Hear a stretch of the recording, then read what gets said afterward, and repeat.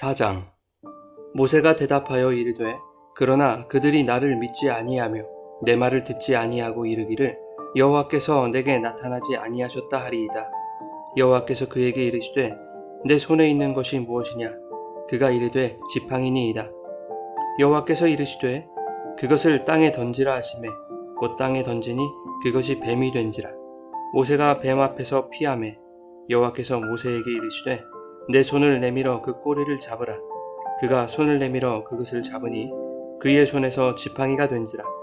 이는 그들에게 그들의 조상의 하나님 곧 아브라함의 하나님, 이삭의 하나님, 야곱의 하나님 여호와가 내게 나타난 줄을 믿게 하려 함이라 하시고, 여호와께서 또 그에게 이르시되 내 손을 품에 넣으라 하시매 그가 손을 품에 넣었다가 내어보니 그의 손에 나병이 생겨 눈같이 된지라. 이르시되 내 손을 다시 품에 넣으라 하시매 그가 다시 손을 품에 넣었다가 내어보니 그의 손이 본래의 살로 되돌아왔더라. 여호와께서 이르시되 만일 그들이 너를 믿지 아니하며 그 처음 표적의 표징은 받지 아니하여도 나중 표적의 표징은 믿으리라. 그들이 이 두 이적을 믿지 아니하며 내 말을 듣지 아니하거든 너는 나일 강물을 조금 떠다가 땅에 부으라. 내가 떠온 나일 강물이 땅에서 피가 되리라. 모세가 여호와께 아뢰되 오 주여, 나는 본래 말을 잘하지 못하는 자니이다. 주께서 주의 종에게 명령하신 후에도 역시 그러하니 나는 입이 뻣뻣하고 혀가 둔한 자니이다. 여호와께서 그에게 이르시되 누가 사람의 입을 지었느냐? 누가 말 못하는 자나 못 듣는 자나 눈 밝은 자나 맹인이 되게 하였느냐? 나 여호와가 아니냐? 이제 가라. 내가 내 입과 함께 있어 할 말을 가르치리라. 모세가 이르되 오 주여, 보낼 만한 자를 보내소서. 여호와께서 모세를 향하여 노하여 이르시되 레위 사람 내 형 아론이 있지 아니하냐? 그가 말 잘하는 것을 내가 아노라. 그가 너를 만나러 나오나니 그가 너를 볼 때에 그의 마음에 기쁨이 있을 것이라. 너는 그에게 말하고 그의 입에 할 말을 주라. 내가 내 입과 그의 입에 함께 있어서 너희들이 행할 일을 가르치리라. 그가 너를 대신하여 백성에게 말할 것이니 그는 내 입을 대신할 것이요 너는 그에게 하나님같이 되리라. 너는 이 지팡이를 손에 잡고 이것으로 이적을 행할지니라. 모세가 그의 장인 이드로에게로 돌아가서 그에게 이르되 내가 애굽에 있는 내 형제들에게로 돌아가서 그들이 아직 살아있는지 알아보려 하오니 나로 가게 하소서. 이드로가 모세에게 평안히 가라 하니라. 여호와께서 미디안에서 모세에게 이르시되 애굽으로 돌아가라. 내 목숨을 노리던 자가 다 죽었느니라. 모세가 그의 아내와 아들들을 나귀에 태우고 애굽으로 돌아가는데 모세가 하나님의 지팡이를 손에 잡았더라. 여호와께서 모세에게 이르시되 내가 애굽으로 돌아가거든 내가 내 손에 준 이적을 바로 앞에서 다 행하라. 그러나 내가 그의 마음을 완악하게 한즉 그가 백성을 보내주지 아니하리니 너는 바로에게 이르기를 여호와의 말씀에 이스라엘은 내 아들 내 장자라. 내가 내게 이르기를 내 아들을 보내어 주어 나를 섬기게 하라 하여도 내가 보내주기를 거절하니 내가 내 아들 내 장자를 죽이리라 하셨다 하라 하시니라. 모세가 길을 가다가 숙소에 있을 때에 여호와께서 그를 만나사 그를 죽이려 하신지라. 십보라가 돌칼을 가져다가 그의 아들의 포피를 베어 그의 발에 갖다 대며 이르되 당신은 참으로 내게 피난 편이로다 하니 여호와께서 그를 놓아주시니라. 그때 십보라가 피난 편이라 함은 할례 때문이었더라. 여호와께서 아론에게 이르시되 광야에 가서 모세를 맞으라 하시매 그가 가서 하나님의 산에서 모세를 만나 그에게 입맞추니 모세가 여호와께서 자기에게 분부하여 보내신 모든 말씀과 여호와께서 자기에게 명령하신 모든 이적을 아론에게 알리니라. 모세와 아론이 가서 이스라엘 자손의 모든 장로를 모으고 아론이 여호와께서 모세에게 이르신 모든 말씀을 전하고 그 백성 앞에서 이적을 행하니 백성이 믿으며 여호와께서 이스라엘 자손을 찾으시고 그들의 고난을 살피셨다 함을 듣고 머리 숙여 경배하였더라.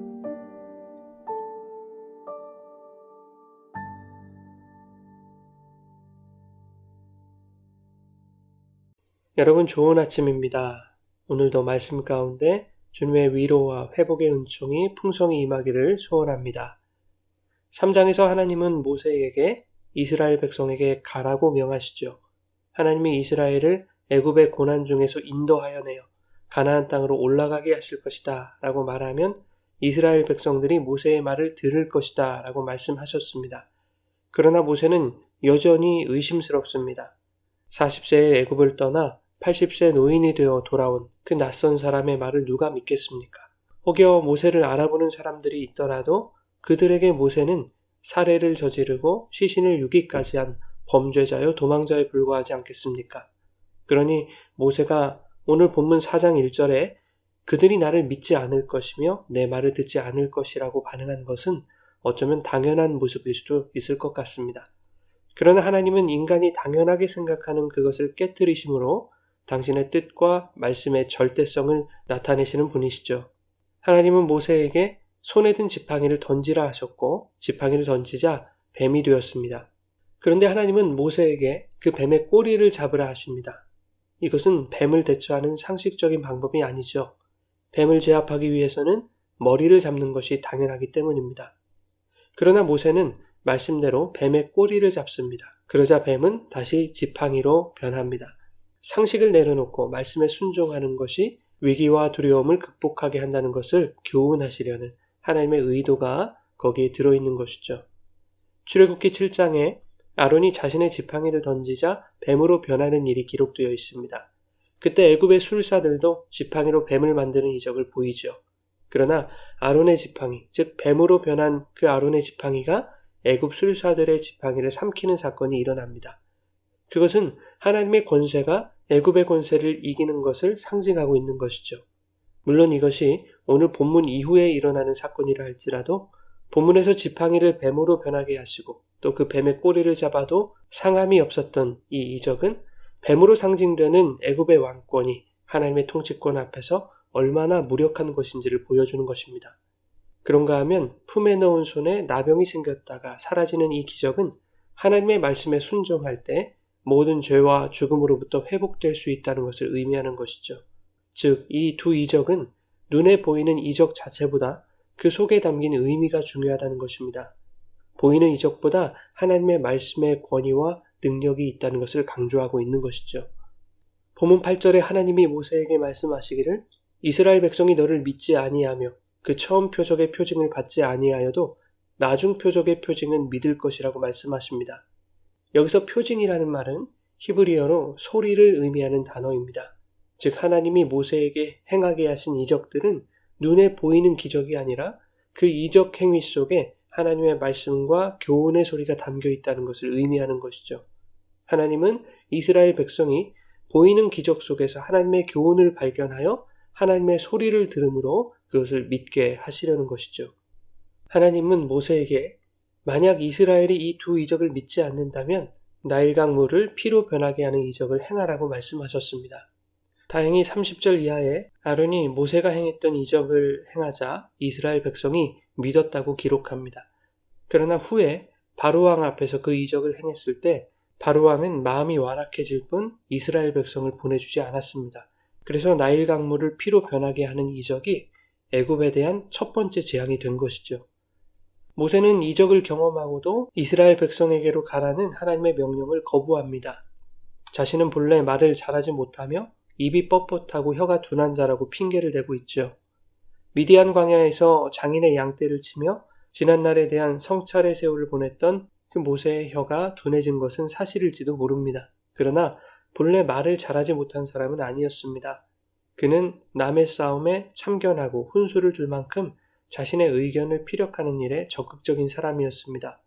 말이 어눌하여 할 말을 속에 담아두는 사람은 아니었습니다. 지금 모세가 핑계를 대고 있는 것은 자존감에 문제가 생겼기 때문입니다. 애굽의 왕자였던 자가 하루아침에 살인자가 되어 모든 지위와 배경을 잃게 되었습니다. 그리하여 먼 타국으로 도망하여 지금은 양을 치는 신세가 된 것이죠. 그마저도 그 양떼는 자기 소유가 아니었습니다. 장인의 소유였죠. 고대 사회는 아내를 얻을 때 장인에게 지참금을 지불하는 관례가 있었습니다. 모세는 십보라를 아내로 맞이할 때 무일푼이었기 때문에 지금 장인의 양을 치는 것으로서 지참금을 대신하는 것이죠. 모세는 애굽의 왕자에서 장인의 양을 치는 아무것도 가진 게 없는 힘없는 노인이 되어버린 것입니다. 비록 2장에서 자기 아들의 이름을 게르솜이라고 지으면서 그 이름의 뜻처럼 타국에서 나그네로 살아가는 성도의 존재를 깨닫고 인정하기는 했지만 인간의 깊은 내면의 문제는 하루아침에 해소되기 어려운 일이죠. 모세의 마음속 깊은 곳에 아직 치료되지 않은 상처가 남아 있는 것입니다. 그 상처가 자격지심이나 현실 거부, 책임 회피로 나타나고 있는 것이죠. 그래서 하나님은 이 무너진 자존감을 회복시켜 가십니다. 말을 잘하는 모세의 형 아론을 그에게 붙여주시는 것이죠. 너는 그에게 말하고 그의 입에 할 말을 주어 너를 대신하여 백성에게 말하게 하라 라고 하십니다. 이것은 단순히 말 잘하는 대변인 하나 붙여주시겠다는 뜻은 아닌 것이죠. 애굽의 왕들은 신적인 존재로 여겨졌기 때문에 백성에게 직접 말하지 않습니다. 자신의 말을 신의 말로 받아서 인간의 말로 대언하는 자를 두었던 것이죠. 그리하여 백성들은 바로가 대언자에게 속삭이는 것을 보는 것만으로도 바로의 신적 위엄과 권위에 경외감을 갖게 되는 것입니다. 하나님이 모세에게 말을 잘하는 아론을 붙여주신 것은 이스라엘 백성 앞에서 모세의 권위를 세워주신다는 의미가 있는 것이죠. 또한 그의 입을 통해 나온 말씀이 신적 권위를 가진 하나님의 말씀임을 백성으로 하여금 알도록 하여 그 말씀을 믿고 따르도록 하시기 위한 목적이 있는 것입니다. 그래서 16절에 이렇게 말씀하고 있는 것이죠.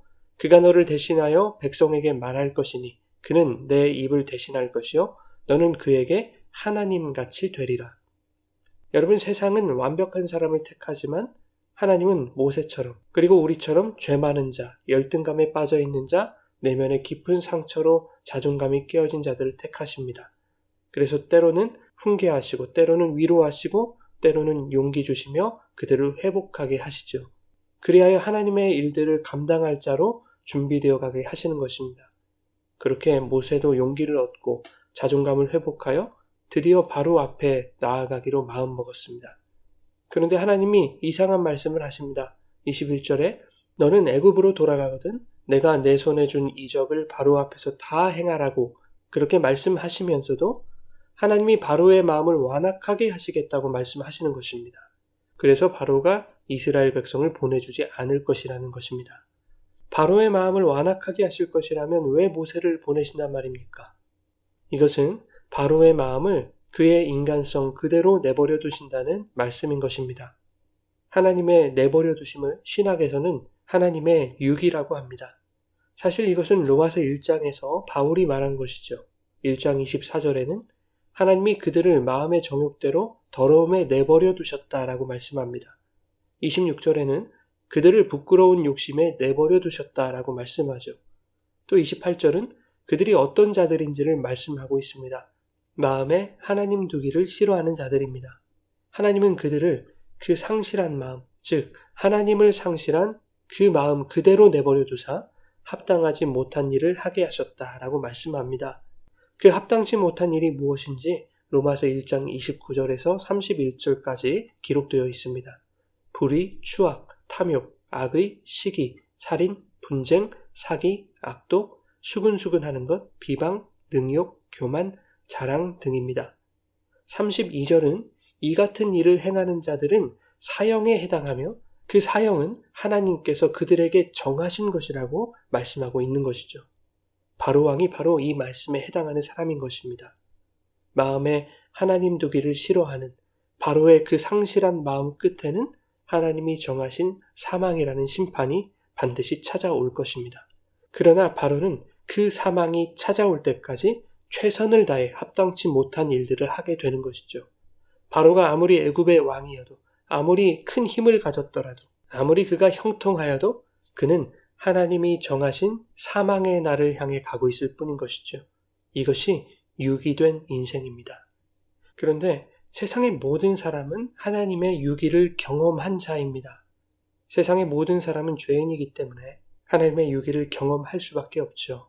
성도 또한 마찬가지입니다. 허물과 죄로 죽었던 자들이기에 성도는 모두 유기를 경험했던 자들입니다. 오늘 모세도 하나님의 유기를 경험하고 있습니다. 본문 24절은 언약의 표징인 할례를 행하지 않아서 죽임당할 수밖에 없는 모세의 존재를 폭로하고 있죠. 24절은 이렇게 말씀합니다. 모세가 길을 가다가 숙소에 있을 때에 여호와께서 그를 만나사 그를 죽이려 하신지라. 하나님이 모세를 죽이려 하십니다. 그러나 바로와 다른 것은 모세의 죽음을 정하신 것이 아니라는 것이죠. 그를 죽이려 하신다는 그 표현 속에는 죽음을 피할 수 있는 길을 찾도록 기회를 주시는 또는 시간을 주시는 선택받은 자에 대한 하나님의 배려가 담겨 있는 것이죠. 결과적으로 하나님이 피하게 하실 것이고 하나님이 죽음을 피할 수 있는 길을 찾도록 하실 것입니다. 그것이 선택받은 자들에게 부어지는 은혜인 것이죠. 하나님은 당신의 백성을 유기 상태로 내버려 두지 않으십니다.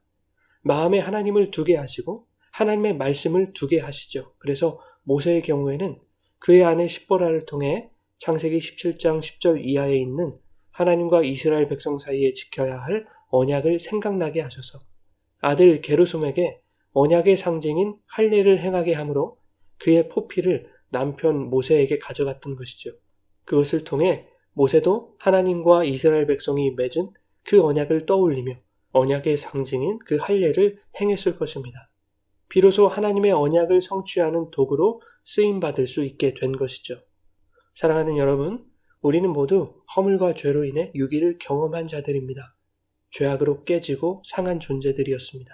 그러나 하나님은 하나님 앞에 설 수조차 없는 죄된 우리를 내버려 두지 않으시고 당신의 은혜 안으로 초청해 주셔서 우리의 상한 존재 가운데 위로와 치료와 회복을 허락해 주셨습니다.